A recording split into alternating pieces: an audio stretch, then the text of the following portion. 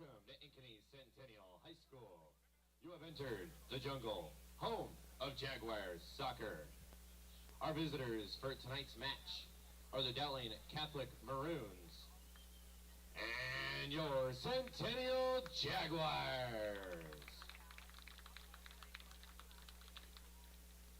It's time to meet tonight's starting lineups. First, for the visiting Maroons.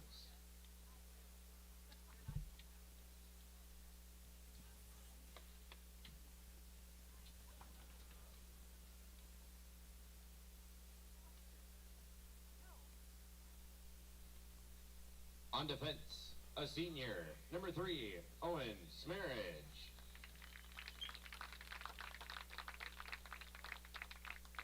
At midfield, a senior, number 4, Henry Abarca.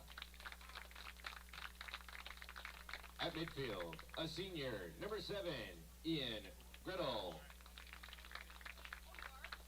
At midfield, a senior, number 8, Andrew Schumacher. At midfield, a junior, number 12, Bayani Neri. At forwards, a junior, number 14, Josiah Crowder. On defense, a junior, number 15, John Booth. On defense, a junior, number 17, Luis Marquez Sedano. At forward, a junior, number 22, Jonathan Mendez. And at midfield, a senior, number 24, Matthew Hoover. In goal for the Maroons, a senior, number 1, Hudson Porter.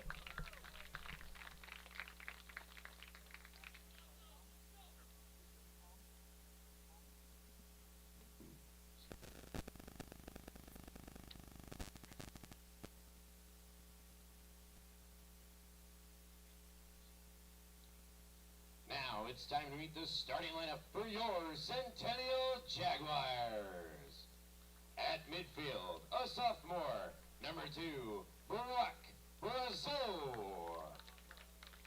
On defense, a sophomore, number 5, Andrew Kruger.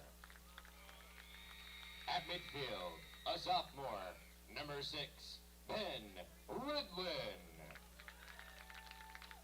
At midfield, a sophomore, number 7, Lucas de la Cuba. On defense, a junior, number 9, Tyson Waterhoff. At midfield, a senior, number 10, Ty Duax. At midfield, a sophomore, number 16, Mason Gobble. At midfield, a junior, number 17, Caleb Murray. At forward, a senior, number 19, Logan Page. And on defense, a senior, number 22, Brock Brazeau. In goal for the Jaguars, a senior wearing 00, Andrew Nelson.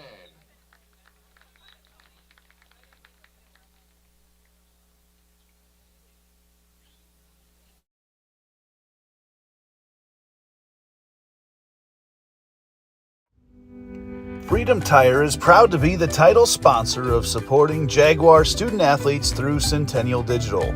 With 6 locations around the metro, you're never far from getting you back or keeping your family safely on the road. Our certified staff and state-of-the-art technology means you can take comfort knowing you've got the best work at the best prices.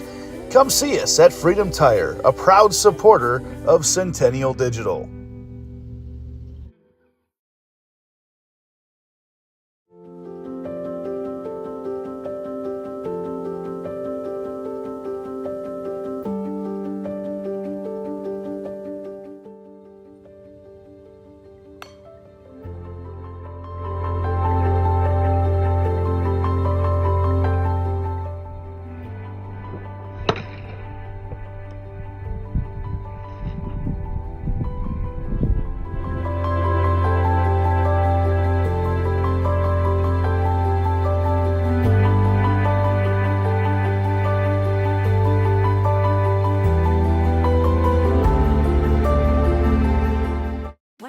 Market in Uptown Ankeny is your place to shop for the best meats, steaks, brats, jerky, and everything in between. Let us be your one-stop shop for all your favorite cuts, all raised on local Iowa farms. Shopping local never tasted so good.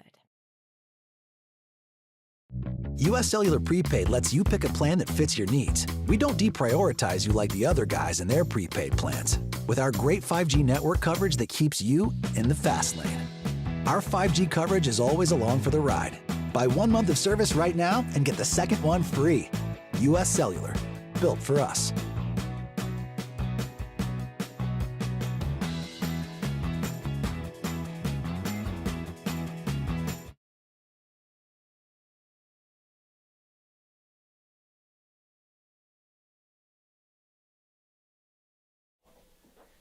Good evening and welcome to the north side of Ankeny. This is Austin Oliver. I'm here tonight with Freddie Frimpong, a local soccer legend here. We're here for a matchup between the Dowling Catholics and the Ankeny Centennial Jaguars. It's going to be a pretty decent early season matchup for these two clubs as Centennial's just coming off of a tough loss in double overtime over a team out of Omaha early there this last end of the week, and Dowling's coming in with a lot of really good talent. I don't think the rankings are out yet, but I think Dowling would probably be close to number one, if not number one when that first rankings come out.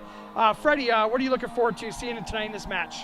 You know, Dowling's coming off that win versus Valley and a win versus the team that Centennial just lost to. So I think they've got a lot of momentum coming in this game, and I think we're getting ready to go. We've got 40 on the clock. A team in Centennial that has nothing to lose really, and a team in Dowling that's got all to lose. It will be Centennial possession to start. Yeah, what was that match? They played Scott on Saturday morning, right? What was that score? So Dowling won 2-0. 2-0. Got it. Yeah, it was a pretty close match here as well. I think Centennial had the better chances, but Scott was able to put one in there at the about overtime, right? 2 or 3 minutes into the second overtime. Yeah, it almost went to penalty shootouts as well. So we're getting set up right now. Looks like they're waiting to get the time up on the clock, and it's up there right now. Referee's looking around and getting the okay from everybody. Centennial Jaguars will be on your right, moving to your left in the all black, and the Maroons will be in the all whites on the left, moving to the right for this first half. So I know early in the season, Freddie, what kind of things are you looking for to kind of get in the right kind of frame of mind for these early season matches, especially in conference like this one? You know, I think just trying to figure out your style of play, learning how to trust each other, learning how, this person plays this way, this person plays this way before you really get into sub-state, the state tournament, all of that fun stuff. So should be a good matchup between two teams that are predominantly, always in the state tournament. And yeah, just looking forward to a good game with a lot of talent out here. Yeah, early foul here in the defensive zone for the Jaguars. They had given up a possession, and Dowling had moved it around a little bit, but then got called for a foul, and Jaguars take over possession. They lose possession in not a very good spot here. Good spot for the Maroons as they try to get the ball to the outside. They do so. Little give and go on the outside. Number 8 for the Maroons, that's Andrew Schumacher's got some control down there. He's fending off the defender, and the defender just kind of throws him off the ball and gets called for a foul. Huh, okay. See, I thought that one was a little bit all ball, but, Yeah, it looks like he just, yeah, it looks like he just went down pretty hard. Even if it was all ball, I think he made it look like it was a throw down there. So it'll be an early set piece here for the Maroons. That'll be number 4, Henry Abarca. I think he's the captain. Senior midfielder is going to be taking this attack. Jaguars have set up a 2-man wall. He sends it in really far to the far side. Kind of missed everybody, but they did get a shot on goal, and Nelson's in the right spot at the right time for a save. Yeah, interesting one about this. Senior Henry, senior Ty for Centennial, going to be teammates next year at Western Illinois. So interested to see how, and a foul. Okay. A little bit of a foul there as they came together. And number 4 there, Abarca, just definitely went at the goalie there too. I would have been, if I was the teammate, I probably would have been going after him a little bit for taking a shot at the goalie when the whistle had clearly blown. Right. Now, Freddie, you got a lot of experience. I think you played in college. It sounds like you played in Omaha your first couple years, then finished your season career up at Drake. Up at Drake, yep. Yep. And you played forward as well, right? Yes, sir. Okay. Yep. So we'll be looking forward to seeing. We've had a goalkeeper up here. We've had a defenseman up here, a defense woman up here, actually, and a goalkeeper. So it'll be good to hear some of the your thoughts as we have you up here, kind of give us some ideas of what those forwards are thinking as they move it up the field. Of course, yeah. So Dowling taking off their back line, trying to get their form set up, open up those passing lanes, stretch out the defense, and kind of bouncing back in possession here. Looks like Dowling's got it under control. They send it the outside. I think it's going to go out of bounds. It'll be a throw-in for the Maroons. So I'll be interested. You know, Dowling typically they actually play on a smaller field. Their home field is like 20 yards shorter on each side. And honestly, it's kind of a disadvantage to them. So them having the bigger space here, I'm interested to see how well they'll be able to actually keep possession of the ball. Use their teammates a little bit more often than they usually like to. See if they can actually start an attack from the back all the way to the front here. So let's see if they can build something here. Yeah, there is something interesting about soccer. There's just parameters on what the field should be, not any dead set. Like a basketball court's always going to be the same no matter where you're at. Right. But a soccer field, just depending on a lot of variables, affects how big it is. So that's definitely an interesting point. Yes, sir. Yep. Nice play by Centennial here. See if we can get runners off the ball. Good run by Lucas De La Cuba. Nice pass to open space. Yep. That's number 7. That's Lucas De La Cuba chasing that one down. Not able to control it, but it's going to go off of a Centennial player out of bounds. It'll be a throw-in for the Dowling Maroons. But that's really the Jaguars' first foray into their offensive side of the field. Yep.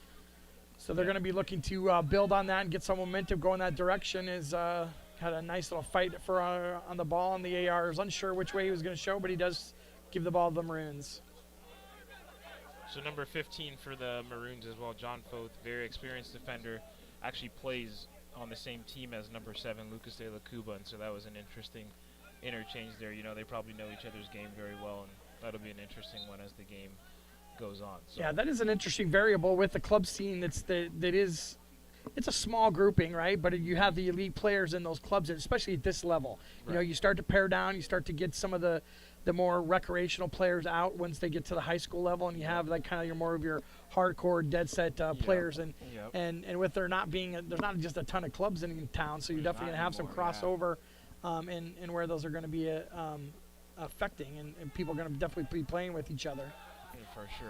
Nice send out by the Jaguars. It goes all the way length of the field here. Here's Ty Duax chasing that ball down. Yeah, Duax is definitely going to be the offensive juggernaut for the Jaguars, as he's been the last 2 or 3 years. Mm-hmm. He's coming off a little bit of an injury. He got taken down late in the game against Scott on Friday, and I was kind of watching him through warm-ups today, wondering if he was going to be fine for the game, but he looks none the worse for wear. Yep. Good play here by Andrew Schumacher, cutting inside. Nice skip out to the outside. It's going to be an opportunity for a centering pass, but it's going to go off of a player, and it's going to be the corner kick. First corner kick for Dowling in the game. Their second set piece. The corner kicks are brought to you by IraRush.com. Ira Rush has been your predominant soccer club here in Ankeny. Has been here for a long time. I think, Freddie, you've been coaching for them for a while. Are you still coaching for Ira Rush? Gotcha. There. Good club, good people. Where a lot of these players actually develop from. So awesome to see them, out here representing their schools as well. Well, not much was gained out of that set piece, as the defense for the Maroons takes it all the way back to the goalie, and he'll play it there. He's wearing those light blue, a little bit of a tie-dye on there. Mm-hmm. That's Hudson Porter, a senior goalkeeper for the Maroons. Good entry pass there from Hudson into the midfield.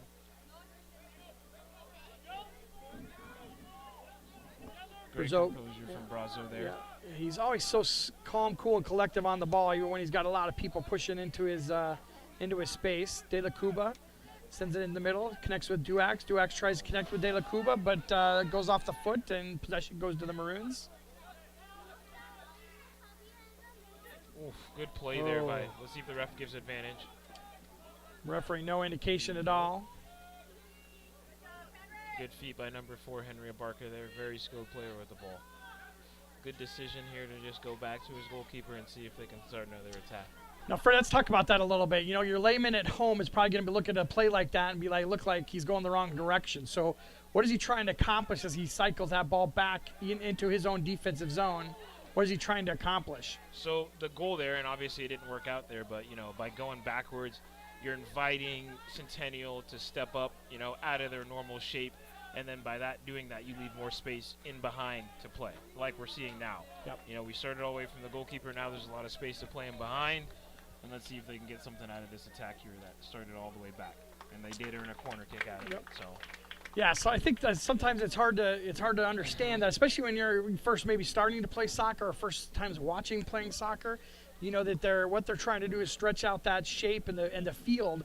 Because when you get into this half game right here in this half field, you've got 20, you know, essentially 20 players, except for maybe this forward and this defenseman in the back here, all playing in that small space. But when you cycle that back, you stretch out that field and it gives you some opportunities for lanes for passing 100%. and to get to move that ball up. And he puts that ball into play. Nice ball this time. It's right on point, and Nelson's right there to easily save that as it just popped up off of a header right there in front of the net, and he puts it into play.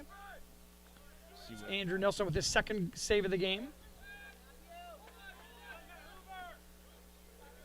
We've had some pretty physical play here. A lot of these 50-50 balls, and the referee really is not even reacting to it at all. So we'll be interested to see how. Some play a little bit. Yeah, because typically in most situations that's going to lead to more and more physical play, and usually with boys like this at this high school level, emotions are going to get to some people here as they start keep banging around like this all game. So nice 100%. pass up to Duax.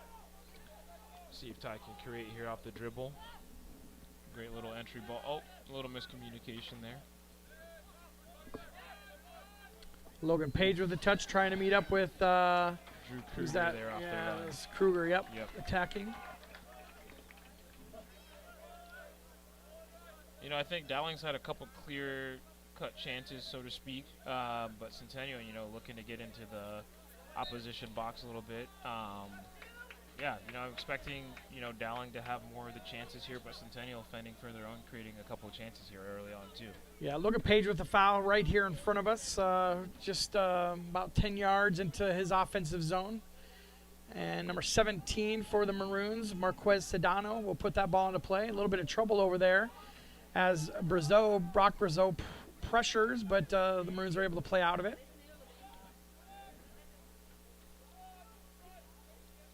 You know, I remember you had mentioned, you know, most people think, you know, the ball goes backwards. You know, when I was younger playing, all the parents, the ball goes back towards their own goal. They're yelling, kick it out, kick it out, kick it out. You know, and honestly, that's the way to start an attack. Yep. You know, as you can see, a lot of these attacks have started from Centennial or Dowling starting over, so to speak, going backwards and then seeing if they can build something out. Well, it's kind of a reset, right? Exactly. It's like, I think, you know, some similarities I would maybe compare it to is maybe as a nice little ball into, and it's an own goal. Own goal for the Jaguars. Oh, man. Tried to do a header there and just got too much of the ball and sent it right into the goal. That'll be a 1-0 lead for the Dowling Maroons. Man, and unfortunate mistake there for the Jaguars. See, and that's one of those where, you know, coaches all the time, they tell the kids, you know, maybe sometimes put the ball into the box, see what can happen. An early ball, as you saw there, and that's why. Oh, unfortunate there for the Jaguars. But I think the other part of that too, Freddie, is these happen, right? You know, when you're defending, I mean, obviously that's not something you want to do. But I see, you know, every week in the English Premier League, you know, there's own goals there is own goals every week. Yeah. All the time. Yep. So this is just something that as a soccer player you deal with, and Mason Goebel's going to have to have a quick memory on this one to forget about it and get back into the game because they're going to need him to defend the rest of this game because this. Dowling onslaught just added right to it. It's going to be a 2-0 lead for the Dowling Maroons. Trying to get a number of that goal scorer there on the far side, number 14. Crowder. Josiah Crowder, junior forward, just got a nice little pass over the top and is able to just kind of chip it over the top of the goalkeeper up into the upper right-hand corner for the second goal for the Maroons. So that's twice there, if you noticed. You know, the Maroons looking to put the early balls in. So typically, you know, as a team, you try to work the ball down, maybe get all the way to the end line before you put a ball into the box or cross it. You know, they served it from around the 30, the 20, those early balls into the box. Centennial's been unable to deal with those early on. So I don't know if that's something that the Dowling coaches, they were working on this week. They noticed a weakness in it, but two very good balls there early on, and they're taking advantage of their chances. So yeah, kind of brings us to something unique too. Jackson Keeling was a student at Dowling, was coached by Brian Duax. So so that's something unique that you don't see very often. But maybe either one of them have got a little bit of a advantage in going into this game on knowing maybe a style or what kind of pressure that they like to bring. So I'm sure Coach Teeling has got an idea of what maybe was going to happen tonight.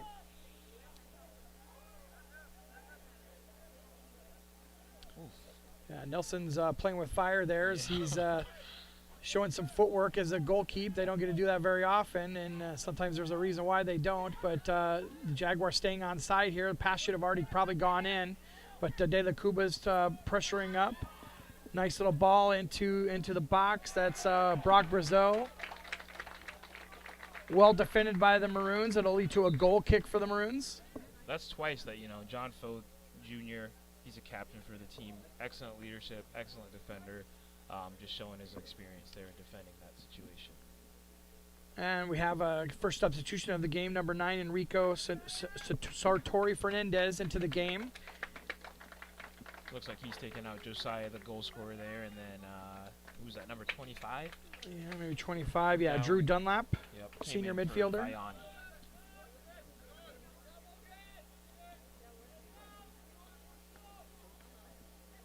Jaguars stepping up on the goal kick, but the Maroons come out with some possession.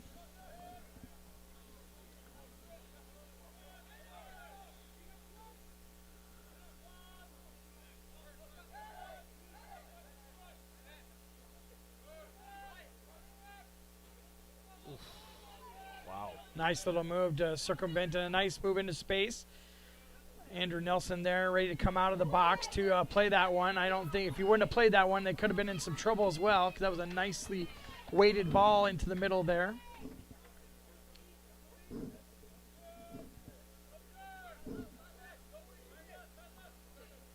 You mentioned Teeling, coached by Duax. I was coached by Duax as well, and he's got an uncanny ability to kind of just, even though it's 2-0 right now, he's able to pick apart the opposition, see what needs to change, and adjust accordingly. And it'll be interesting to see how Centennial, maybe brings a different look to this game to see how they can unbalance or break down this Dowling opposition. So yeah. So far in the last couple minutes, Dowling's just kind of giving a clinic on possession here as they're using short, quick passes in between multiple people, cycling that ball around and kind of making the Jaguars just kind of chase around and get out of position. Jaguars do get some possession now. They'll look to see if they can connect some passes and move up the field. Caleb Murray's been a strong competitor so far this year as that holding midfielder in the back there, kind of the quarterback of the team. Here's some good possession from the Jaguars. See if they can get into the game a little bit more. Keep that ball moving. There you go. Nice Brazeau kick out the outside. Oh, just a little bit too far. I'll just give one final idea, Freddie, on that kind of the reset we were talking about when the goal scored. I was going to compare it to like a point guard, like maybe running a play, but then realizing it's not really working, and he pulls back, and he kind of like recalls a play. It's a similar thing that they're doing on a soccer field when they pull it all the way back to the defense. We're resetting the field, we're resetting our shape, and we're going to work the ball forward off of a kind of a new setup. Exactly. Yep. I used to play basketball, and they would literally just use that word, reset. Restart, reset, whatever the case is. In soccer, most times, some coaches, they're yelling, they just say start again. They say, come out of the pressure, whatever the case is, just to see what the defense is bringing and then start again. So, yeah, very good comparison to the basketball game there, and a point guard just kind of bringing it back out. Nice little opportunity for the Jaguars as they get a ball into the midfield there, and then the Maroons have to kick it outside, and they do get some control, and they send it out.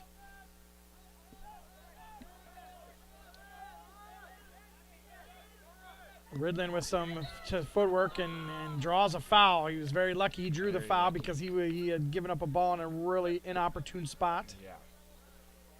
See, if I was Ben there, just maybe play it safe, play it back to the goalie quickly, or, you know, just see if you can go forward with that one instead of that. Might have been a little bit bailed out by the ref there. Good battle from Brock Brazeau there.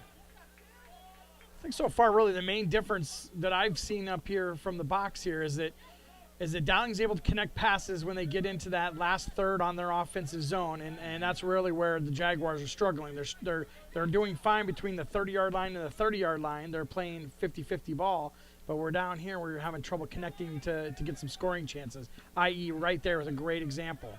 Exactly, yep. And, you know, I think it's an interesting point. There's a kid on the bench right now, you know, Tate Duax, who's another Duax, just recently enrolled at Ankeny Centennial.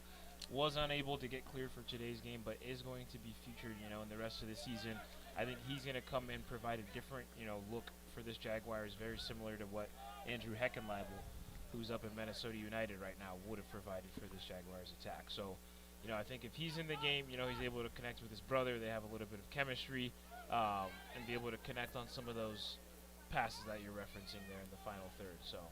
Nice little bit of possession here for the Jaguars. It's going to end up going out the backside of the pitch. It'll be a goal kick for the Maroons, but there was the first time that they connected some passes up there inside the really that offensive last little third, and were able to almost get a shot on goal. But yeah, Tate's definitely going to be coming in. It's going to be a major issue or major situation for the Jaguars because he's playing professionally really in a farm system for one of the MLS teams, I think down in FC Dallas right now.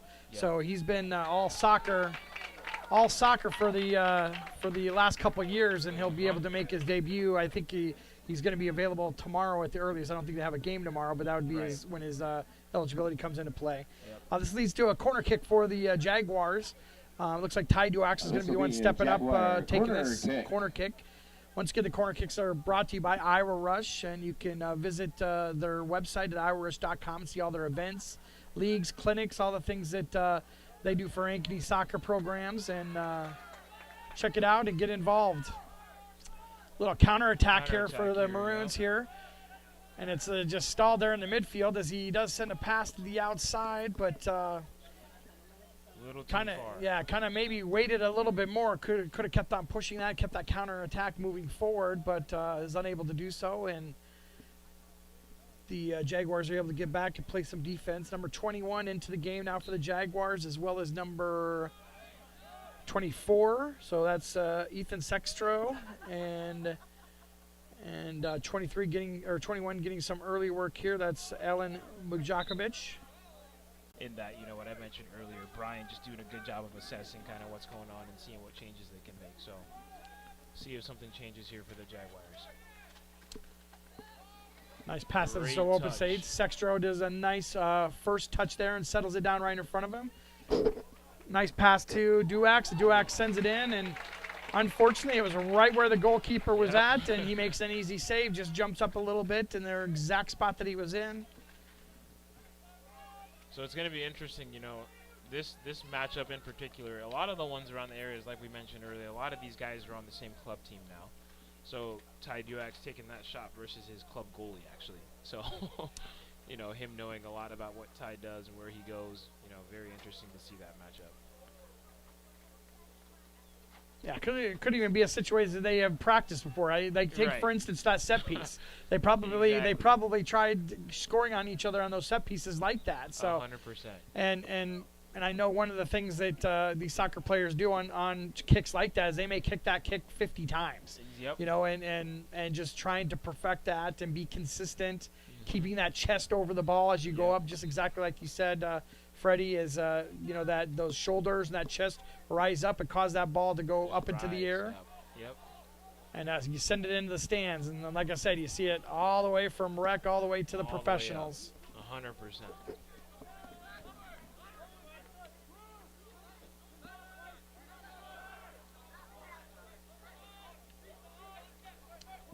Nice little connection down, playing that ball all the way down the sideline.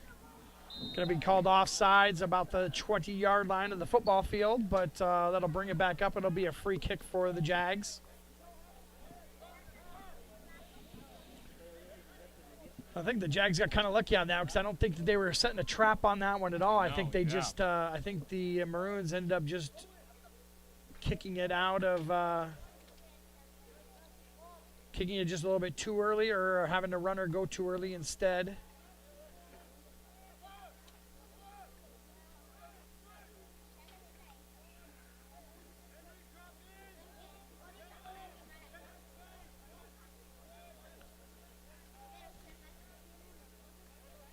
Now, Freddie, we just hear a ton of chatter on the field, right? Now, what kind of things are these players talking to each other about? You know, what are they communicating about? Like, you're hearing all sorts of things, but what kind of things are they trying to communicate to each other out there on the field? Great ball from Jonathan Mendez. Oh, off the post for Henry Abarca, and a corner kick, I believe. You know, lots of various things in terms of that communication, you know, like, you know, does somebody have a man on their back? Can they turn because there's nobody on their back? You know, should they play into a different area? Here we go. Hold on. Quick corner taken by the Maroons. The ball even on the field here, too. Oh, maybe start a counterattack for the Jaguars. Ty Duax here on the ball. Let's see if he can find that far side pass that he's maybe looking for here. Oh, just easily read by the defender there. Yeah, one of the things I stress, you know, in coaching a lot of these kids, I coach a lot of them, is that communication piece, you know, because sometimes, you know, you might not be looking around like you should be. You might not be scanning on the field, and, you know, that's where your teammate comes in to give you that little bit of assistance and helping you with that. So, man, direct ball here, well dealt with. Maroons looking for the third. Nice centering pass, beautiful centering pass. Maroons goal. It's about as textbook as you could get. That's Henry Abarca with the score. It's going to be his first goal of the night, the third goal for Dowling.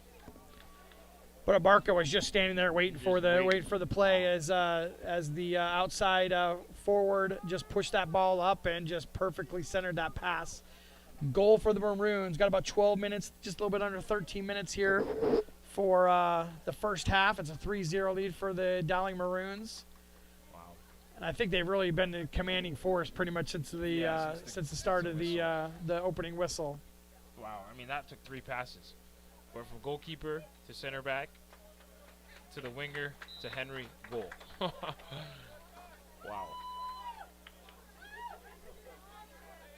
And that was an almost all kids that, you know, we coach at VSA/Rush goal right there. Went directly from the goalkeeper, Hudson, to the center back, John, to Jonathan, to Henry to cap it off. Let's see if these Jaguars can respond here, you know, see what they're about, any character, or, you know, if they kind of start hanging their heads. Hopefully they respond, see if they can get one before half. Nice little change of possession for the Jags there. You know, you made that comment earlier about them not being able to, you know, make that kind of decisive pass in that final third, and it's been the decision maker. Yep. Or the key factor in the game here. Every single time, you know, they seem to push that ball into the final third, and there it kind of breaks down. Whereas Dowling's been pretty clinical in that last attacking third. Yeah, I think the thought processes are right. They're trying to make the right choice, but just the execution is off for the Jaguars right now. There's just the precision that needs to happen, you know, in that final third of getting those passes connected is just not happening right now. They're trying to hit through defenders or pass through defenders. Too strong with the pass when the defender is not there. 100%. Miscommunication here might lead to another goal for the Jaguars. Let's see.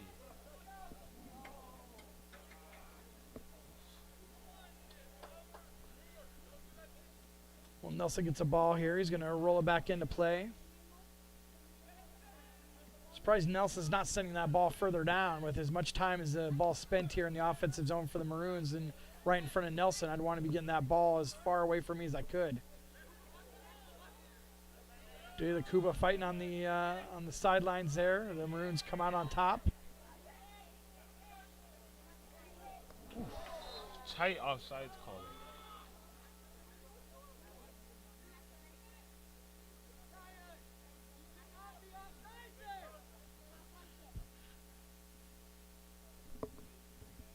Coach Teeling letting him have it there. You know, he's got a good point. You know, Josiah Crowder there for the Maroons. You know, as that winger that can see the entire back line, you know, you really shouldn't be in an offside position there just because you can see the entire back line. So if you're doing your homework, you're looking at where the defenders are. You know, you should be able to keep an onside position there and, you know, hopefully get an opportunity on goal. Mason Athang coming into the game for the Maroons. Former Jaguar, actually, so. Interesting. Interesting one, yeah. Yep.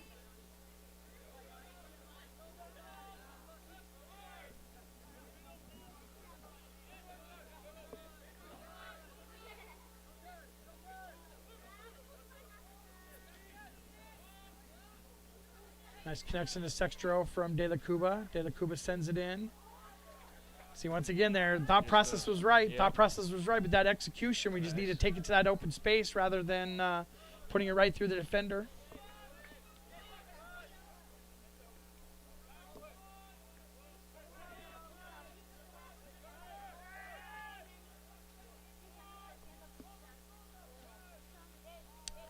Nice job stepping up for defending there for the Jaguars, but sends it back to the defense of the Maroons, and they're able to just take it back to the goalkeeper and stretch out the field.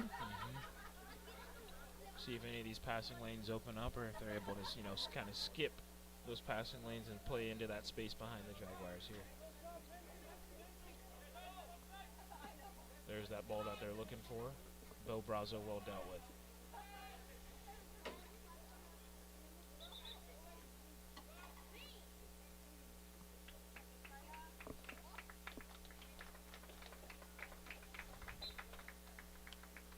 And Rico back into the game here, takes out Josiah Crowder for the Maroons. Yeah, the second team just as clinical and technical as the first team is. They've been able to score kind of here with both teams in here, first and second, or a mixture of the two. Yes. Yep. Dowling's got a lot of depth on this field. Great interception here by De La Cuba. Let's see if the Jaguars can finally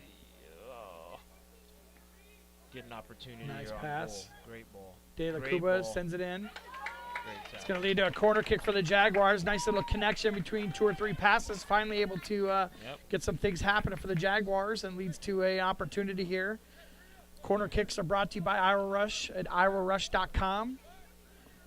And it looks like Ty Duax. At first it looked like Brock Brazeau was going to take it and step up and take that one, but Ty Duax saunters over and is preparing to send this ball in. Now, Freddie, where would you like to have these set pieces come to you at? You know, or are you looking at, you know, the top of that goalie box right there? Are you like the ones that come flat and short? I'm looking personally right at the edge of the 6-yard box, and I can kind of run onto it and put my big head on it. Little opportunity for almost a bicycle kick chance there by Brock Brazeau. That's going to set up another kind of bounced off the goalkeeper, and then we got another shot on goal, and the goalkeeper saved that one as well, and then it goes out of bounds. It'll be another corner kick for the Jaguars. Now, how tall is this goalie? He looks really tall now that I see them out there right now. Yeah, so that's my club goalkeeper, actually, Hudson Porter. He's standing at about 6'5". Wow. So, yeah, definitely. Oh, penalty kick. Penalty here for kick. the Jaguars. Foul in the box. Like you said, Freddie, it's a great opportunity. They kept that pressure on. Jaguars kept that pressure on. They're going to get an opportunity here. I'll be very surprised if it's anybody other than Ty Duax here that's going to be stepping up for the penalty kick. And yep, so this is where the Foul in the box the is antics called. come into It'll be play. a Jaguar So there's penalty Hudson, kick. you know, standing next to Ty because you know they play against each other. He's Yep. taking. Taking the I've penalty kick had for them the take Jaguars. Number hundreds 10, of penalty Ty kicks against each Duax. other in practice. So you know it'd be interesting to see if Hudson can guess right here on where Ty goes. And you know Ty, you know he knows that that's his club goalkeeper, so he might be in his head trying to switch things up. But hopefully he just sticks to what he knows and can put the ball in the back of the net here. Duax steps up, shoots, and scores! Jaguars Buries that one into the left goal. side of the goal. It's a goal for the Jaguars. As they hustle in and get that ball out of the goal, they want to get back to the midfield to see what else they can do as there's 6 minutes left to go here in the first half. It's a 3-1 lead now for the Maroons as the Jaguars get on the board. You know, Hudson Porter We're in guessed right there. substitution, number 18, But Ty Ethan Duax just April. better spot, better placement. Guessed right, but just aggressive attack there. So finally some positivity for the Jaguars. Let's see if they can build some momentum on this as we get going here, or if This is going to give some incentive for the Maroons to get things going and put another goal into the back of the net.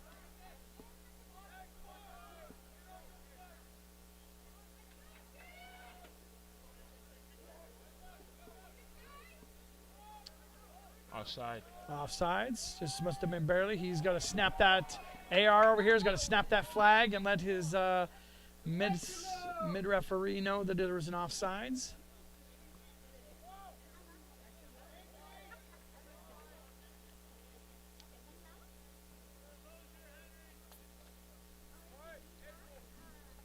I think we see more offsides here at the beginning of the season as people, are starting to figure out how those passes are going to be coming in, and I think the couple times you get called for, you get a little bit angry at yourself, and you become more vigilant and more aware of where you're positioning at is in relation to your other players and to that defensive line. As Brazeau here is taking it back, making me a little bit nervous here, but the Jaguars end up getting the ball out and make a turnover right in the midfield.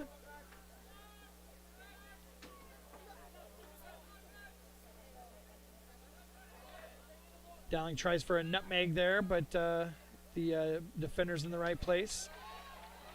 And then they followed up with a little back heel kick, and that heel kick doesn't go anywhere for them as the Jaguars are able to start a little bit of a build-up as De La Cuba just gets run down from behind. That's where that communication probably should have been helping him to let him know that shark was coming up behind him. Yep. I think what's that called in basketball? They yell wolf, wolf, wolf. Yep. As someone's chasing you down from behind.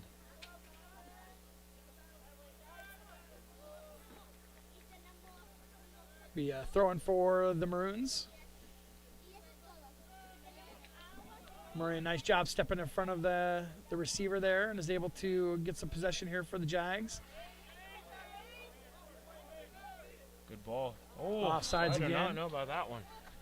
Well, he curved his attack there a little bit right at the very end. I think he had played it well as he looked like he was running down the line, but then he just got a little bit of excited, took a couple steps into the forward, and then set himself off sides. Yeah. It's so hard to call him from up here, but that's hard, that AR is should be right on that line where they're supposed to be. It's 100%. Yeah, even in that, got the better view. Yep, in that line, even though it's sometimes hard for us to see it up here, it's definitely pretty apparent for them down there.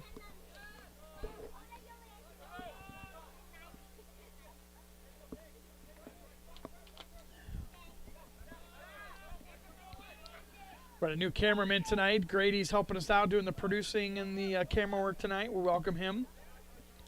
He's going to be helping us in the future as we start to kind of build up on the Centennial digital platform here. Nice attack for the Jaguars as they set one in. Oh, it might be a penalty there. They're going to give another penalty shot here as the goalkeeper had taken out that attacker. Yep. He did a nice job with his footwork of being able to get that ball and pulling it around that goalie and getting it past him, and the goalie couldn't do anything but take him out in that situation. So called, taking the PK for the Jaguars, Ty Duax. So does Ty Duax take it to the same spot, or is he going to change it up here, do you think, Freddie? That's the mind game right now. That's the mind games. If I'm him, I'm going to put this one to the same side. But we'll see if he decides to switch it up versus club goalkeeper. He puts it right down the middle. Yep. Ty Duax with his second of the night. Well, Freddie, everything's kind of changed in about the last 3 minutes. It's 3 minutes left to go here in the half, and it's a whole different ball game right now. Dowling's only up by 1 goal as Lightning strikes twice for the Jaguars, and they're able to draw 2 penalty kicks and put both of them away. It's a brand new game.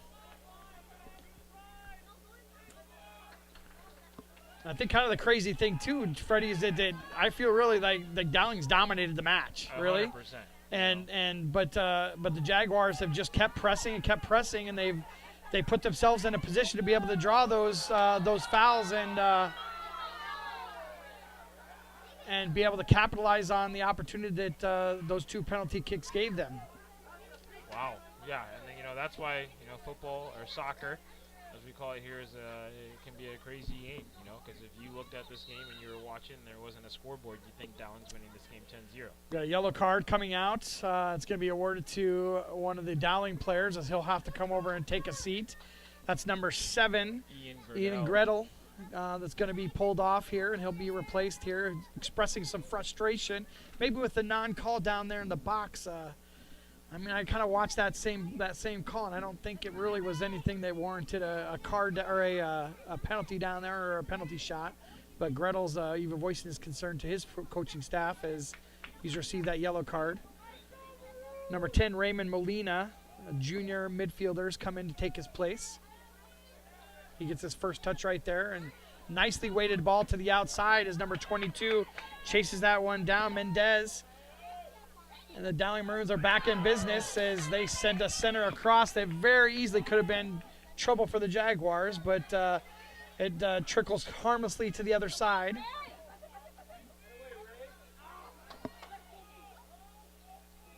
Here we go, see if they can put another ball into the box. That's how, a couple of their goals have come from. And nope. Brock Brazeau, nice job of stepping into the passing lane and stealing that ball. He settles it down and then tries to send it to some open space for Duax, but there's 3 defenders that were right there ready to snatch that ball from him.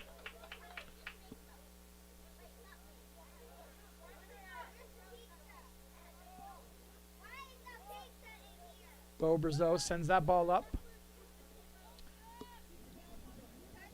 Bayunda into the game, number 8, junior midfielder forward.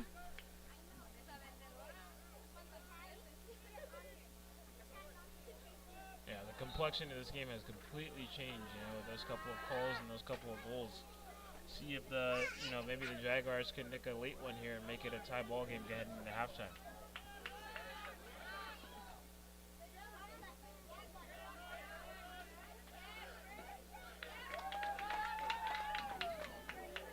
Yeah, that was a dicey call there. So 21 could very easily get carded for this offense as he was running back onto the field. He kind of put his hand up into the air as that throwing was happening, trying to stall things out. Yep, that should be a yellow card. Yep. Just hindering that attack is what that call is that the referee's making, is as he was trying to slow that ball down. And I understand what he's trying to do, but it's very similar to them trying to step in front of a free kick. Like if they were supposed to step in front of that, it's very, very similar. But the pass had already happened when he put that hand up, and it was almost a purposeful handball. So not surprised that the yellow card comes out. As I think both teams were kind of caught off guard on that free kick taken right there. As Brazeau looks like Dela Cuba goes down there. He might have twisted an ankle as he tried to defend that pass coming in.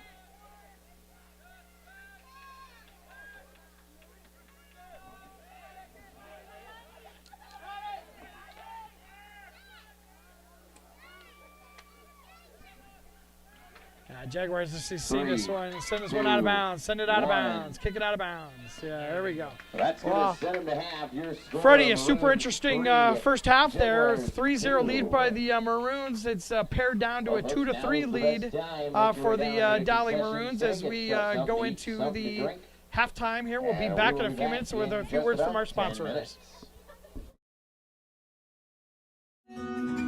What if you could create memories that would last a lifetime?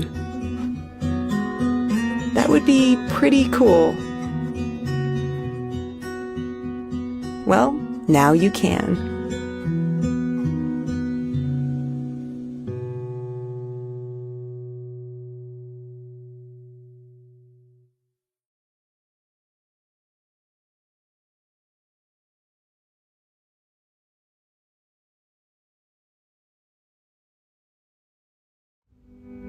Freedom Tire is proud to be the title sponsor of supporting Jaguar student athletes through Centennial Digital.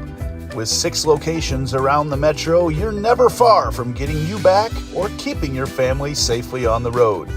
Our certified staff and state-of-the-art technology means you can take comfort knowing you've got the best work at the best prices. Come see us at Freedom Tire, a proud supporter of Centennial Digital.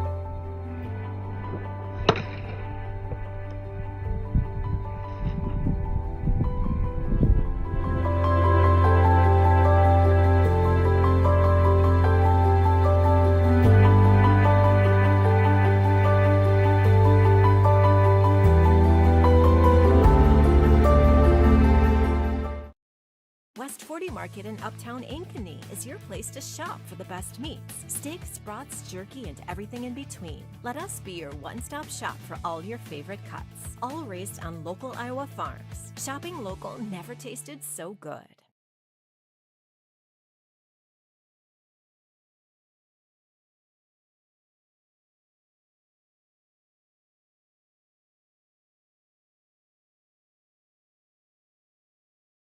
US Cellular Prepaid lets you pick a plan that fits your needs. We don't deprioritize you like the other guys in their prepaid plans. With our great 5G network coverage that keeps you in the fast lane.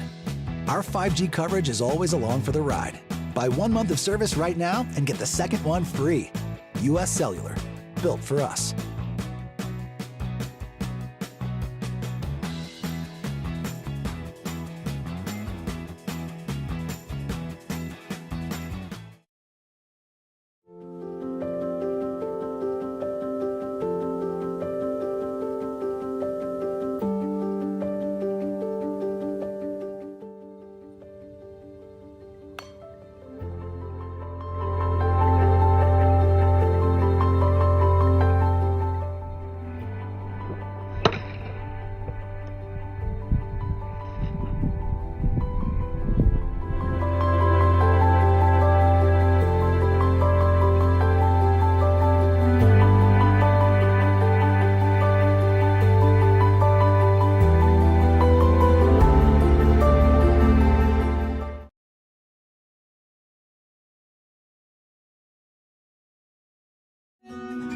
What if you could create memories that would last a lifetime?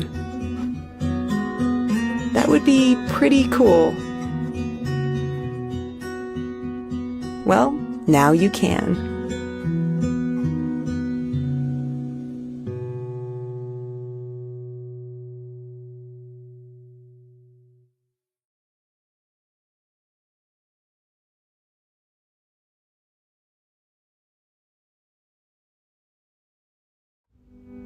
Freedom Tire is proud to be the title sponsor of supporting Jaguar student athletes through Centennial Digital. With 6 locations around the metro, you're never far from getting you back or keeping your family safely on the road. Our certified staff and state-of-the-art technology means you can take comfort knowing you've got the best work at the best prices. Come see us at Freedom Tire, a proud supporter of Centennial Digital.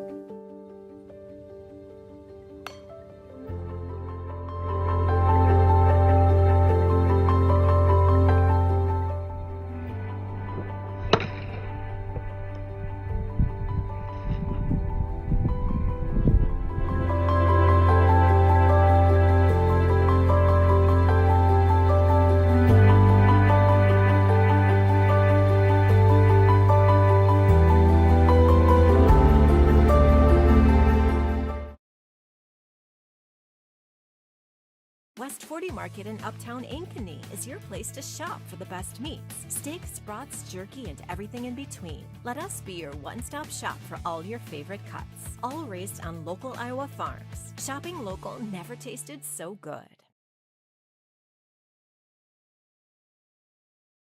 US Cellular Prepaid lets you pick a plan that fits your needs. We don't deprioritize you like the other guys in their prepaid plans. With our great 5G network coverage that keeps you in the fast lane. Our 5G coverage is always along for the ride. Buy 1 month of service right now and get the second one free. US Cellular, built for us.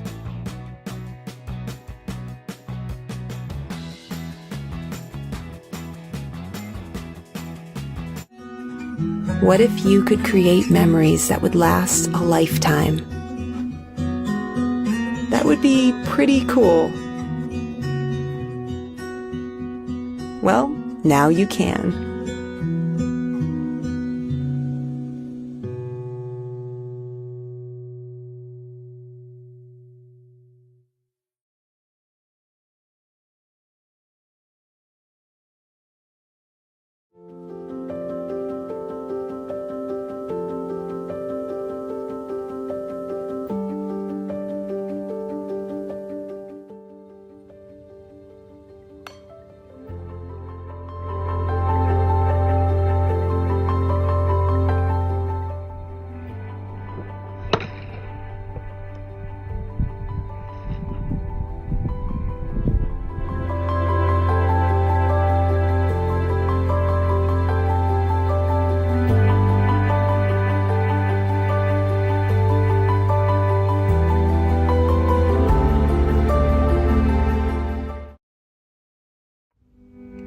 Freedom Tire is proud to be the title sponsor of supporting Jaguar student athletes through Centennial Digital.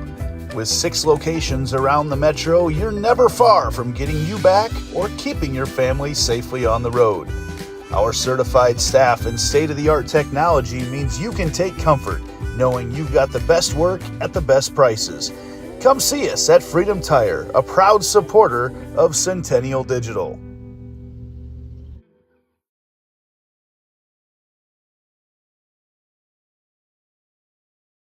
West 40 Market in Uptown Ankeny is your place to shop for the best meats, steaks, brats, jerky, and everything in between. Let us be your one-stop shop for all your favorite cuts, all raised on local Iowa farms. Shopping local never tasted so good. US Cellular Prepaid lets you pick a plan that fits your needs. We don't deprioritize you like the other guys in their prepaid plans. With our great 5G network coverage that keeps you in the fast lane. Our 5G coverage is always along for the ride. Buy 1 month of service right now and get the second one free. US Cellular, built for us.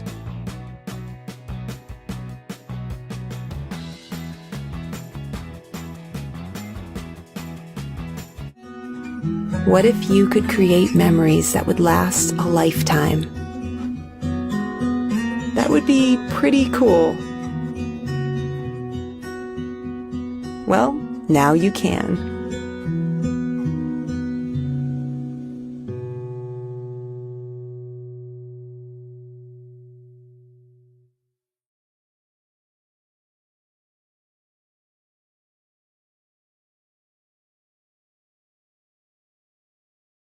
West 40 Market in Uptown Ankeny is your place to shop for the best meats, steaks, brats, jerky, and everything in between. Let us be your one-stop shop for all your favorite cuts, all raised on local Iowa farms. Shopping local never tasted so good.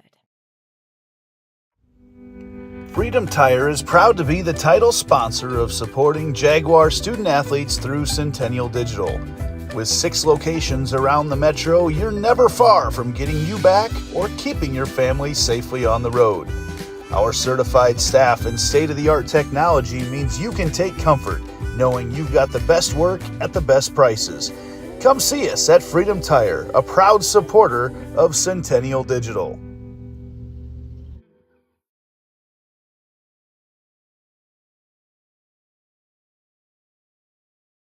West 40 Market in Uptown Ankeny is your place to shop for the best meats, steaks, brats, jerky, and everything in between. Let us be your one-stop shop for all your favorite cuts, all raised on local Iowa farms. Shopping local never tasted so good.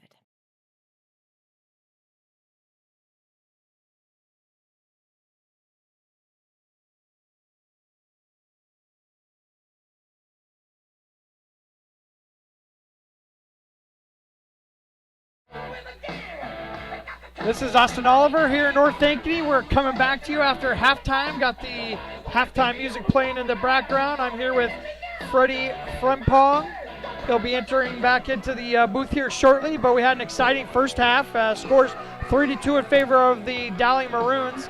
Dowling came out this game on a tear, scored 3 unanswered goals. And the Jaguars, after that, have powered back and drawn 2 penalties. And Ty Duax was able to convert on both of those penalties to bring the score to the current score of 3-2 advantage Maroons. Maroons will start with As we come out here for the second half, we have the teams flip-flopping on the field. It'll be your Maroons on the right in the all-whites going to the left, and the hometown Jaguars on the left going to the right in the all-blacks. Looks to be mostly the same starting lineups for both of these clubs as the ball gets put into play. Both teams are kind of late coming in from the halftime, as both teams, I'm sure, were making some pretty major adjustments with 3-0 lead kind of squandered by the Maroons, and the Jaguars having to really fight back hardcore to get back into this game. Freddie, what kind of things do you think? Let's start with the Maroons. What kind of things do you think they probably talked about at halftime? I think, taking advantage of their opportunities when they come, because they have had them. And, if you let a team sit around long enough and don't take advantage of them, they can find themselves in this situation. And then as well as, just kind of keeping their heads. They have the lead, so what can they do to maintain that lead and just, kind of keep putting pressure on the Jaguars here. So let's jump over to the Jaguars. So what do you think, Coach Duax's message was at the halftime for them as they battled back to get back into this game? For them, it's at this point, they've shown that, they belong in this game, where if you looked at it before the game, maybe it didn't look like they belonged, but they've proven that. So now it's, can we build off that momentum, kind of keep going, put the pressure on these guys, and show, the rest of the state that we can hang with anybody. Yeah, something we haven't really talked about tonight is we've got about a perfect setup here for soccer. Early in the spring, we have a tendency to have just about every kind of weather that we can have. But right now, we're sitting with probably about 40, 45 degrees, maybe a little bit more than that. There's no wind. I'm looking over at the flag here in the south end zone, and there is no movement on that flag at all. This is about a perfect situation for a soccer player to be able to perform in right here on the field tonight. Perfect. Yeah, I'm super jealous of these guys under the lights. No wind, as you mentioned. Beautiful weather. I'd love to be out there on that field right now. Now, do you still play quite a bit, Freddie, or are you retired? I just dabble in the occasional Sunday league games here on the weekends, but other than that, not really. Got it. And I play with the kids that I coach from time to time. Well, there's that too. That keeps you young, right? That's right. Well, first few minutes here, the Jaguars have definitely gotten the better part of the Maroons here. Just like I said, just a couple minutes in here so far. It looks like they've been the aggressor so far coming into this match. As an offsides called, I think they may have had not only one player but two players offsides in that situation. We finally got a good look right down the line, Freddie, on that one, so we were able to see that one even with our naked eye up here in the booth. Yep, great line there by the Centennial.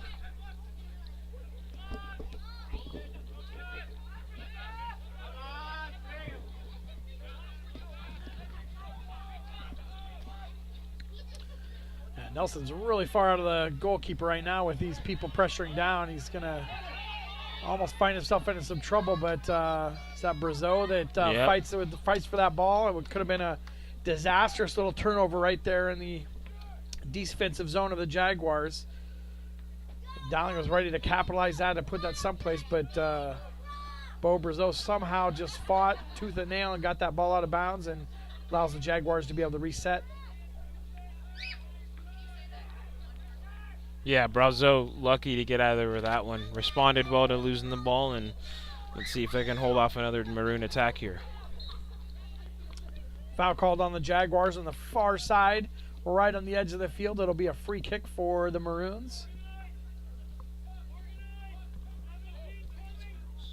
Girls score, Centennial just scored for a 1-0 lead in the second half. 36 minutes left to go in that. Where are they playing at, Andy? Hey, we're at Dowling. Oh, they're at Dowling tonight. He's onside. Nice little play in for the Maroons, but I think he thought he was offside, so I didn't think he really pressured that ball very much. But it does look like it goes off of a Ankeny defender, Centennial's defender. It'll be a corner kick for the Maroons. Maroons have been very, very dangerous on set pieces here, so let's see if they can, get another one to add to the score sheet. Nice ball in, right in the middle. It's headed out of bounds, out of trouble. It'll be a goal kick for the Jaguars as the goalkeeper, Andrew Nelson, goes back and snatches that ball and sends it up short. And we got two balls on the field at the same time, and whether the referee doesn't like that. As he looks at all the players and is like, dude, you had two balls on the field. Oh, and two balls on the field again. Yeah, Ridland was getting a ball from the far side, and Nelson was getting a ball from his near side, and ended up having two balls out on the field. So the referee blows that dead, and Jaguars connecting up the side. Nice little bit of possession for them. Great build out here from the Jaguars. Oh, commentator's curse. There's a hold. Looks like De La Cuba gets called for the hold. Hold just over the offensive zone line for the Maroons. It'll be a free kick for them. They'll take that quickly.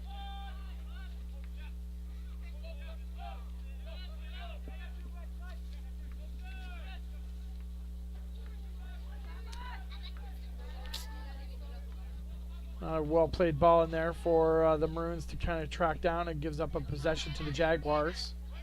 They push it to the far side. Nice long ball off the chest.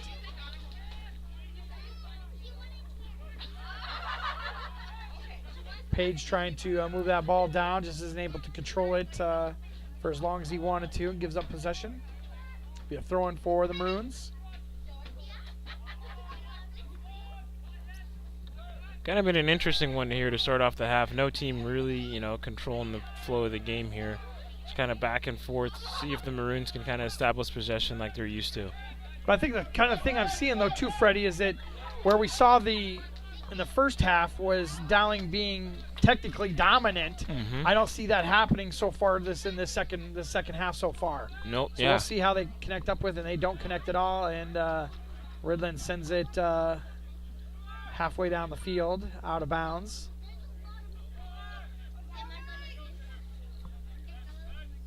Number 3 for the Maroons throws in. That's Owen Samarriage.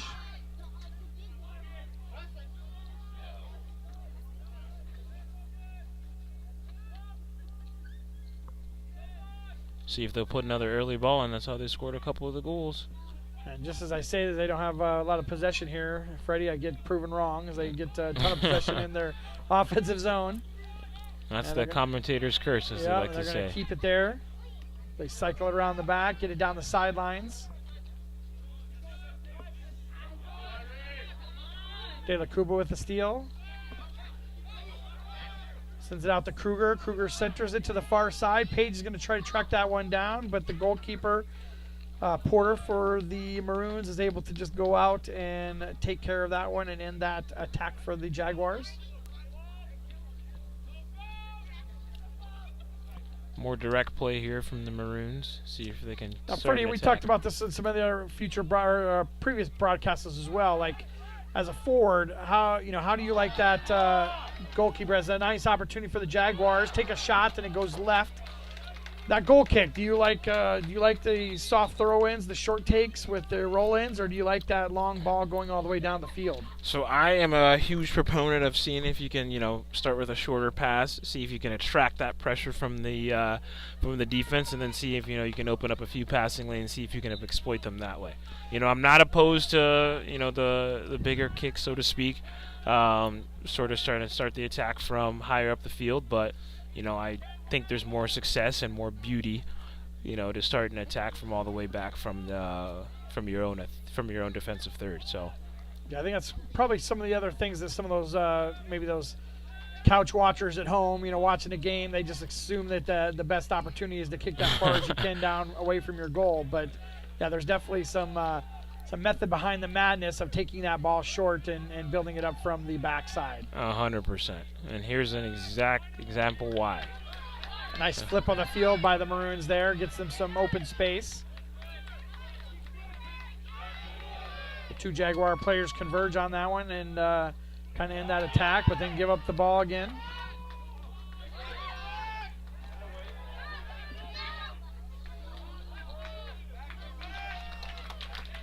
I think one of the things that may be happening there is that ball's getting some moisture on it as the kind of the evening dew's falling on the field. I can see some glossiness to the field. So some of those pullbacks that maybe they were able to do in the first half with a wet ball now isn't as easy to do. So I think we're seeing some like missed footwork on the ball right now.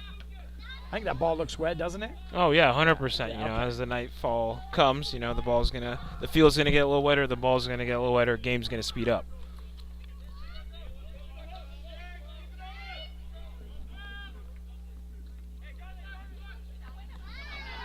Jaguars got away with a shove in the back on that throw-in.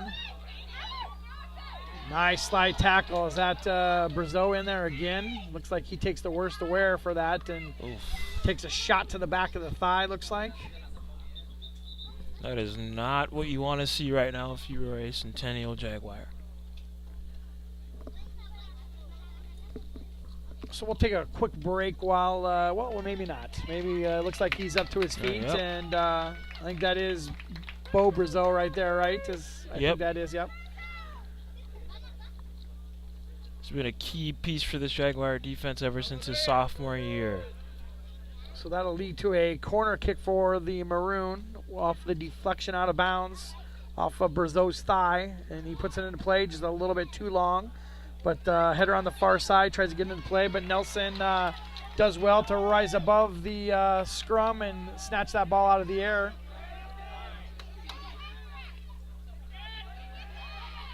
Jaguar attempt to counterattack is ended pretty quickly as the Dowling Maroons have another opportunity with a nice center into the midfield. And a one-touch sends the ball about 30 feet over the top of the net. Josiah Crowder, the goal scorer, feeling a little bit ambitious with that one. Personally, I might have left that ball for someone who might have been in a better position. But, good attack by the Maroons, and see if Centennial can kind of sustain a little bit of this pressure and build an attack of their own. Great play here from the Jaguars. Nicely weighted ball out to Page. Page on a full sprint here is going to look to center the ball in. And it just harmlessly goes to the goalkeeper. Has some big potential there for the Jaguars. Just kind of ends with a whimper.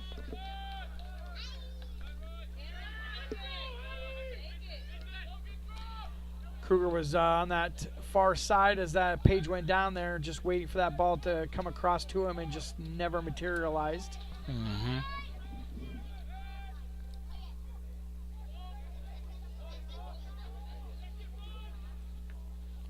Jaguars had 2 players offsides at 2 various points there, but they waited to make that attack, and ends up just going into the goalkeeper, who rolls that ball out.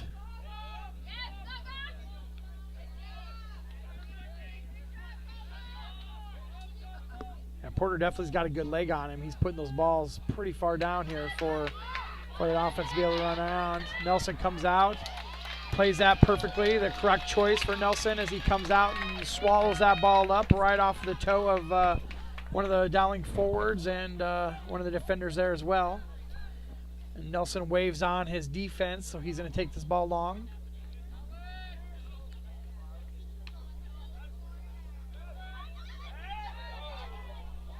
Referee says play advantage as the Jaguars, so he's going to come back. Come back for it, yeah. Come back. The advantage wasn't as good as he hoped it would be for the Maroons, so they'll have a free kick. So that's kind of an interesting call there, Fred. You want to talk about that a little bit, like what that referee is looking at when he points down to that ball? He's kind of indicating a penalty, but... Yep, so he's just seeing if, the Maroons can mount an attack off that foul that had occurred. If they can, he's going to blow that whistle and then bring that ball back for where the original foul occurred. Oof. Dowling just had that ball bouncing around in that goalie box there, and they just cannot get a good solid contact as it goes back in there again. Another shot there. Strong shot there from the top of the box, but Nelson kneels down and just snatches that ball up and puts it back into play.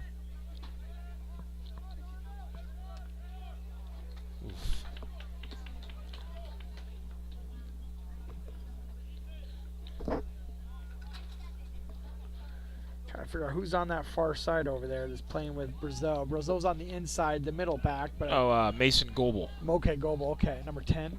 I think he's 16. 16, yeah, okay. Yeah, Duax is number 10, so I'll get my numbers screwed around here.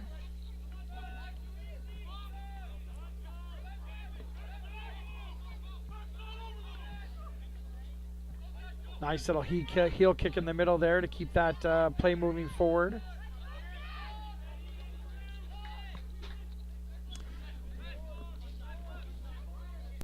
Now this is what I was expecting for Dowling to do coming right out of the half, is to just really have some solid possession, work that ball around. There's that wetness of the ball there, letting the Jaguars down again. Ball. Couple substitutions coming in for both teams. Ethan Sextro in for the Jaguars. Number 24, Ethan And then Sextro. number 25, Drew Dunlap in for the Maroons. Number 20 and number 12, we had Biani Neary, number 12. And number 20, Mace Nathang, coming into the game.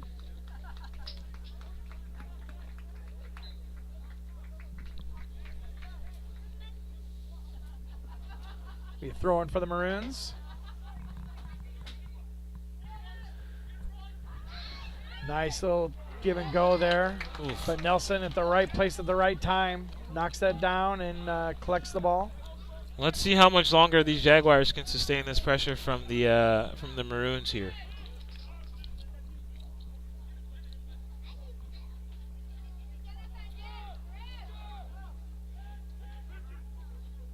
Wow, great Nice piece of little turn skill. there by Goebel. Here they Nice come. little chip shot into. I think that's Brock Brazeau. Yep, Brazeau.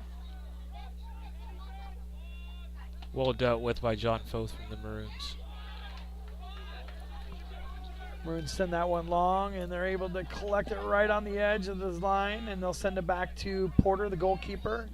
Porter will send it out. Headed right down the line. It's going to stay in bounds, but eventually go out of bounds about the 40-yard line.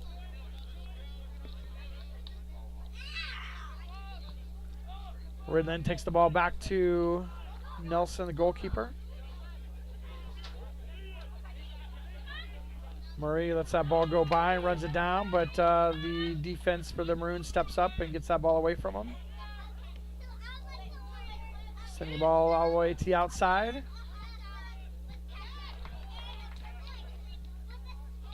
Nicely weighted ball into Duax. Duax in a foot race with the one defender as two other defenders come in, and he stopped dead in his tracks. They get a foot on that ball and stop it, and the other two clean it up as they pursued from behind. Back and forth action here. This game is opening up. The space is starting to open up for sure.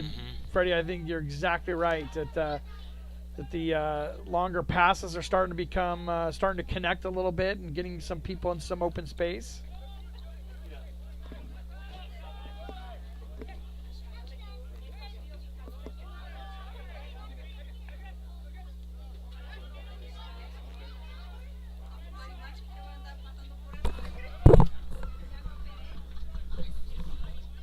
Well, both teams kind of playing just in the midfield here.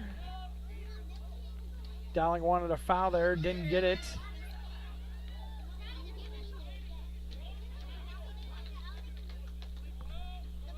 A little bit of miscommunication there, sends that ball out of bounds. It's a throw-in for the Jaguars, and they're going to draw a corner kick. I think it's the first one for the half for them. Yep. Crazy it sounds, Freddie. I mean, you convert on this set piece, this corner kick, and it's a tie game. I mean, and you're down back from 3-0. It is insane. So the Jaguars have an opportunity. And those corner kicks are brought to you by Iowa Rush at iowarush.com. We'll see what Ty Duex can do with this kick and see if he can make something happen and tie this game up. Ball's put into play. Nicely weighted. Great ball. Nice header from the defense, sends that ball out. They try to get it back out to Duax to cycle it back right back into the box. Nice sent to the outside of the top of the box, but just can't get a good touch on it. Oh my, what a ball. What is Nelson doing here? Nelson well taking done, a big Nelson. risk. Pays off for him as he needs to get back to that goal as quickly as he can. Bo Brazeau doing a nice job of some possession while his goalkeeper gets back into position. As crazy as it sounds, I think Nelson maybe made the right choice by coming that far out and making a play on that ball, because otherwise I think it may have been a one-on-one situation for him. Foul called on number 7 for the Jaguars. That's De La Cuba.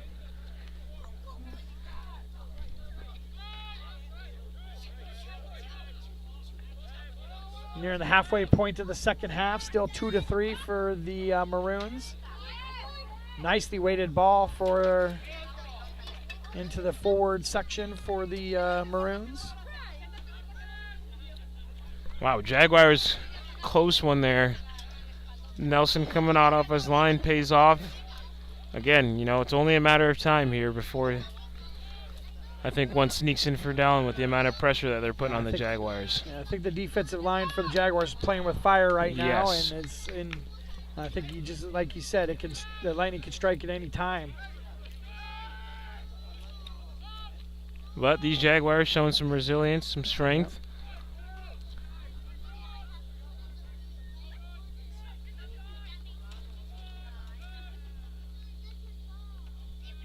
I mean, they're doing just enough to stay in this game. I mean, that's really what it comes down to. They haven't given up that fourth goal to go down 2 again, but. Could be an opportunity here, getting it to the outside. Goes off of a defender. Nice job of De La Cuba to make a decision to take it backwards a little bit to get it to some open players. Flipping the field for the Jaguars.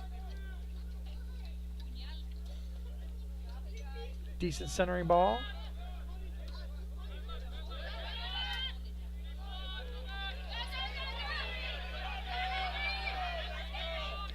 Ooh, Ridland's going to get a card for that, I'm guessing, as the referee reaches into his pockets.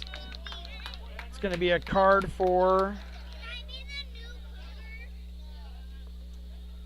Ridland as Ridland takes a seat. See, that's one of those moments where, either if he doesn't foul him there, a bark is on, to goal essentially, maybe with another defender coming over. But I think, in my opinion, that's a good foul by Ridland there. Unfortunate, high school soccer rules have to sit out for 5 minutes after that. But, we could be talking about a different story here if a bark is closing in on the goal. So, good tactical foul in my opinion. Hopefully something doesn't result out of this free kick, but I think the Jaguars survived that one. There might be the commentator's curse. We'll see. Nope. Just a little bit too strong on that one. Got a substitution coming in for Dowling. That's Enrico Sartori Fernandez. The substitutions tonight are brought to you by Heart of Ankeny Animal Hospital. Had a lot of them tonight. We definitely appreciate their support of our programming. Once again, the Heart of Ankeny Animal Hospital here in Ankeny.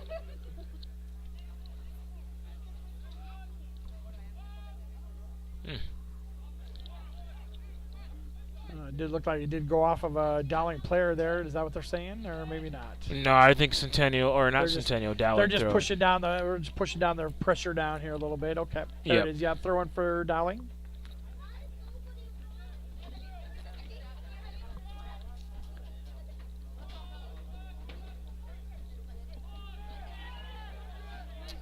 Some excellent opportunity here for the Maroons. They got two attacking players on the left side.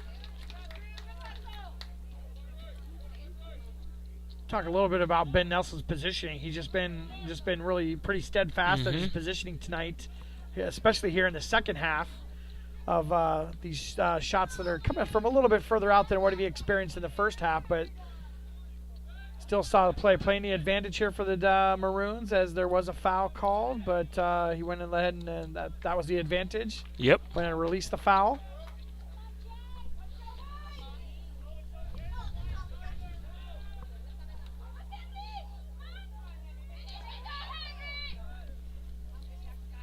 Nice touches here for the Maroons. And then they give the ball up as the Jaguars push it down the field. Great touch out of the midfield there by Ian Gradell. Oh, loses it.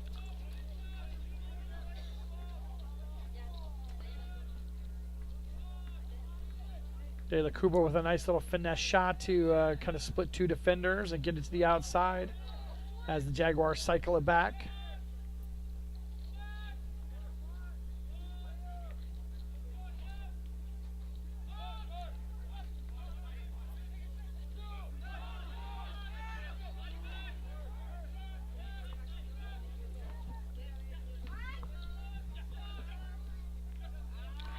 Great defending by the Jaguars there.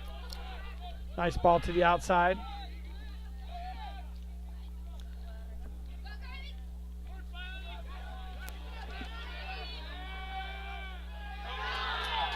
Vujakovic draws the foul, draws the ball out of bounds, actually just a throw in. But some good play out of both teams there, some 50-50 ball work.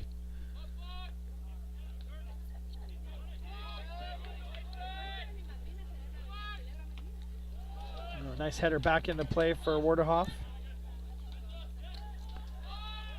Brazil gets a touch on it, sending it into the box there, but the goalkeeper's going to go ahead and let that one trickle out the back of the pitch. It'll be a goal kick for them. Had me a little bit nervous when he stepped out of the box there. I thought he might play that one, but he did a nice job of just boxing out the offensive player as they came in. Throwing for the Jaguars as the Maroons try to take that one quickly and move it down the field, but the AR says that nope. It is going to be a throw-in for the Jags. Henry Barker didn't like that call there. Nope. De La Cuba centering. Great weighted ball. Ball into Vujakovic. Shot on goal. Had a hard angle, but he actually got the angle on that. And if Porter wouldn't have been in the right spot, that would have scored on a really nice angle from Vujakovic. Nice steal, but sends it out of bounds. It'll be a throw-in for the Jags. Real technical slide there from Neary to snatch that ball off of the Jaguars' foot and take it down the field. Jaguar throw in.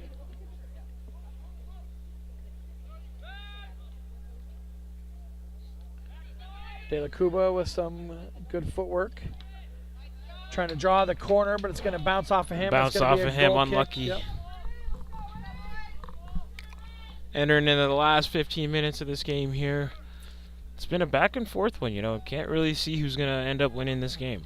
Yeah, Owen Smarage into the game, and number 8, Schumacher into the game as well for the Maroons.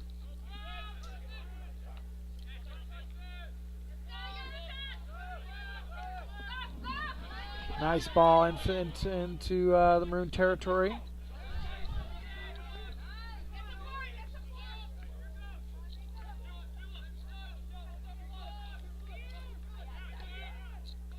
Flipping the field for the Maroons to the far side.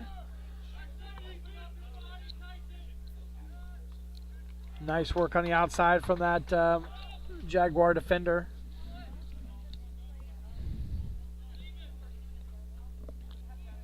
Ben Riddlin entering back into the game after serving his punishment for the red card.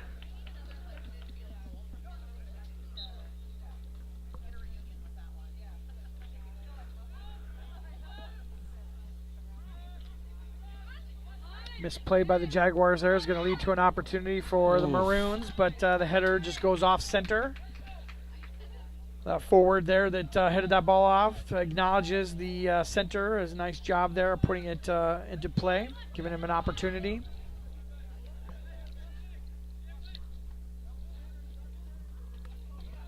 Now, Freddie, were you a scorer with the head at all, or were you?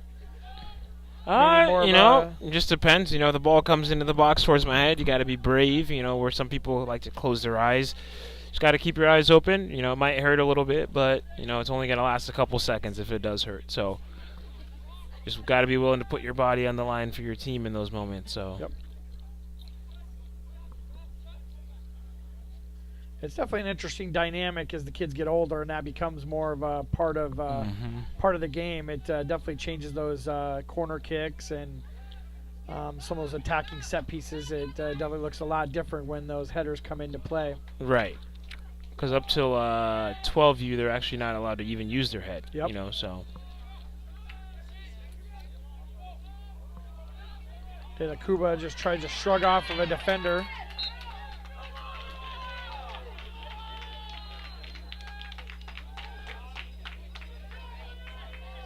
Honestly, when he blew that whistle, I thought he might be calling it on Neary. Yeah, I know. So I thought that the contact was much more apparent from the Dowling player in that situation, but they do draw the foul and moving it down the field.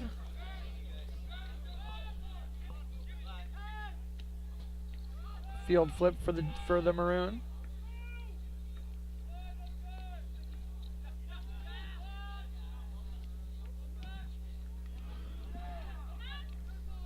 Great piece of football here from the Maroons. Wow.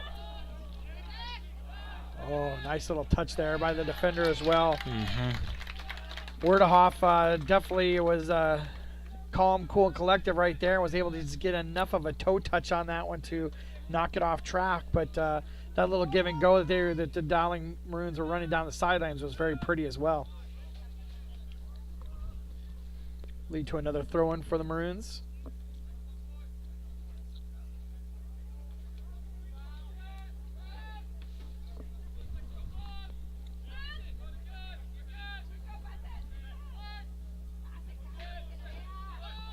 Nice job of defending there in the box by the Jaguars. At the very least, gets the ball sent back out to the midline, so the Maroons have to reset their offense. Yep. Good piece of pressure there from Mason Goebel.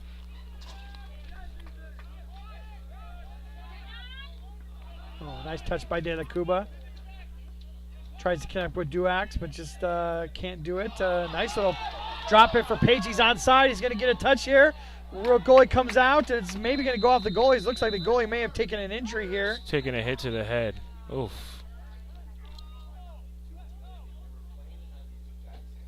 I don't think there was anything nefarious there. I am surprised that they're giving a card yeah. there, because that looked like an offensive play in this an unfortunate little collision that they had right there at the point of attack. But the goalie does go down, and they do call a penalty or a card there. Looks like he's rolling over to his back. Maybe just catching his breath here, as we haven't sent a trainer out there to check on him yet, which I'm surprised at. Yeah, for those head ones, you think they send somebody out there right away. Yeah. Thankfully, he's back up to his feet. Yeah, I thought it might have been a chest shot is what I kind of thought I saw there, but you very well could have been right as well, Freddie, that it could have been up in that head and neck injury or area.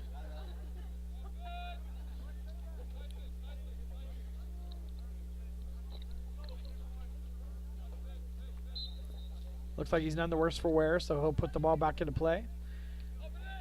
All right, he's calling his defense, pushing up the field. He's going to take this one long. That's a good sign that he's feeling all right. Yep.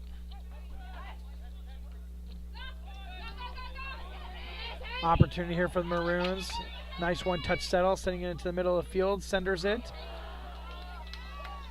But that last line of defense for the Jags right now is just in the right spot at the right time. It's just it's got to be super frustrating for Dowling, because they are definitely the aggressor in these situations, and have been playing a better brand of soccer right now.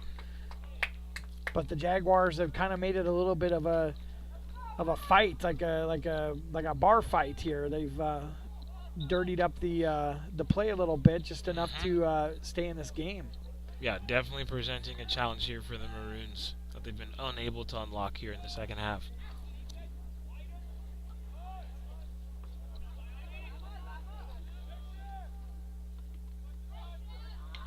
Out of bounds. The Dowling player tried to keep that in right on the far end line, but it does go out of bounds. It'll be a throw-in for the Jaguars as Murray takes the ball and tries to flip the field and sends a nice ball into Sextro, but he tries to one-time it there and sends it into the next county. Ball may have some ice on it as they put that one back into play, as he hit that one high and far. I think his thought process was right to what he wanted to do, but that execution just did not follow. Nope. I tell you what, Murray, that was a great pass that Murray just kind of threw in there. It was just a one-touch pass, and he weighted it perfectly, and Sextro was able to just run underneath that one and get a touch on it, but just not enough control. Porter's going to send this ball long again. He's barking orders at his team.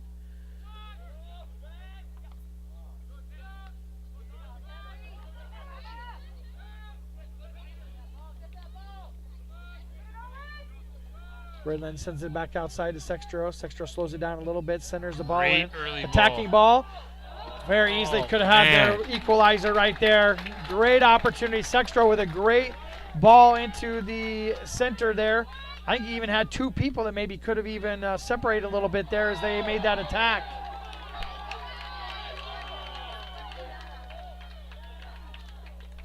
It'll be a throw-in for the Jaguars as the crowd starts to get into this game, as we're nearing the 7-minute mark left here in the second half. Still need a goal for the Jaguars to get this one knotted up. Duac settles it down, tries to squeak it through. Murray sends it to the outside.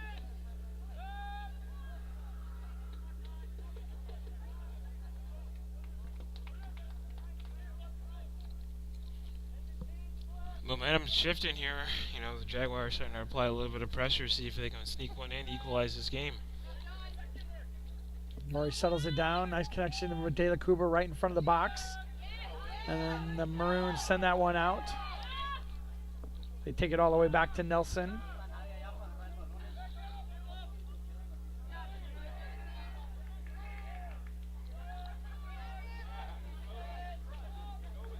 He's onside. Nelson with a diving save, preventing that one from getting across the face of the goal. Able to just get enough of his hands on that ball to stop it and pull it into his chest, and he sends it out there, and they're able to start to move the ball up the field for the Jaguars.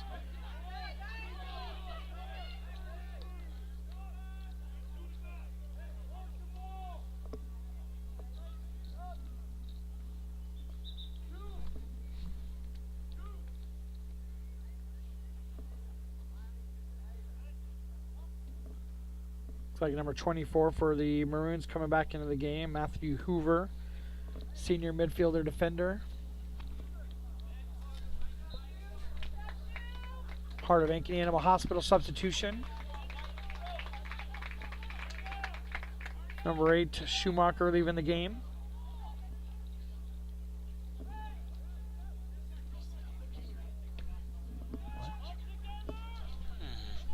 Oh, Schumacher's the kicker for the football team? Got it. Great pressure by the Jaguars there, Ben Ridlin. Uh-oh. Nelson stepping out here is going to wait right at the edge of the penalty box to be able to pick that up with his hands, and he'll roll that ball back into play. Wordhoff sends that into the midfield.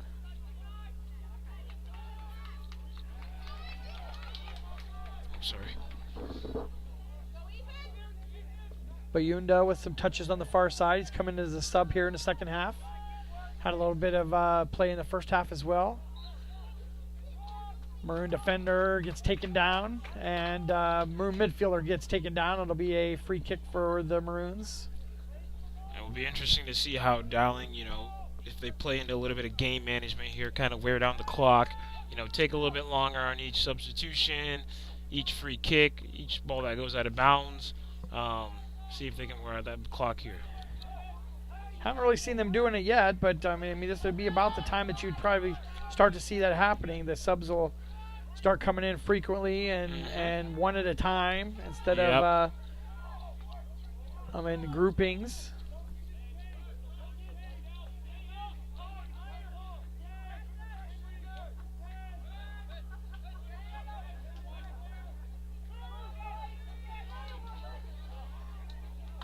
Good idea there from De La Cuba, but just is not able to connect the pass in the right way. And goalie pulls all the way out. The shot off the side of the goal. That's not a goal. Looked like it from here. Yep. But Nelson came way out once again, but lives to see another day.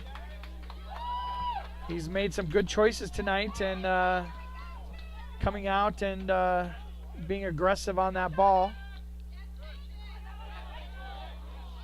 Wordhoff lost the connection to that ball, but stolen right back for the Maroons.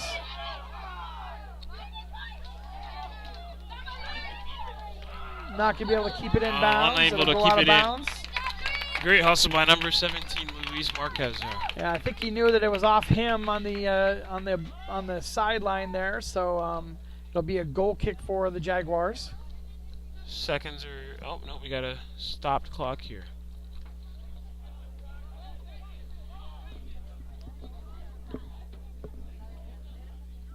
Nelson takes it short. And then sends it back to... Looks like the referee wasn't ready there. Okay, gotcha. He was doing substitution. So interesting substitution here from Dowling to take off one of their captains with just a few minutes left in this game. Jaguars pushing numbers up to the front. I think we see Ridlin up there in the offensive zone now instead of the defensive zone. He's playing up there on the offensive, trying to get some things to happen.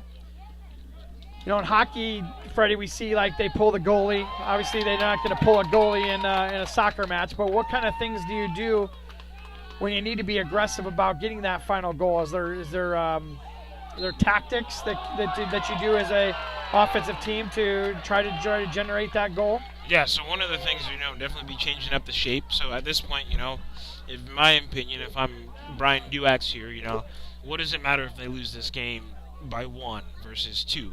So maybe you're changing, instead of playing at 4 at the back, let's maybe play 3 at the back, or even in some cases just play 2 at the back, kind of push numbers higher up the field, see if you can nick a goal here, because it doesn't matter how bad you lose this game by.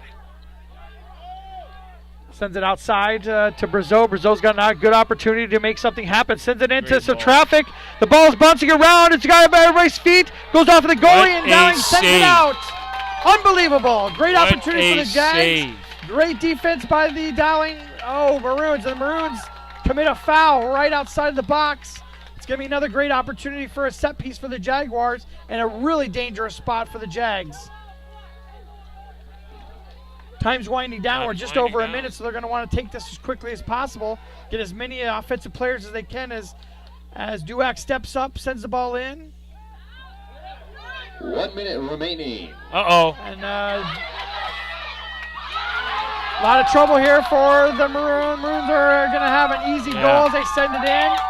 And they're going to send this one to a 4-2 lead for them, as the Jags went for broke on an offensive set piece. Yep. And that's just the way that it works right there. That's one of those, right? What do you have to lose there? They might have scored on that free kick, and you might have said, well, good job on them for sending numbers up.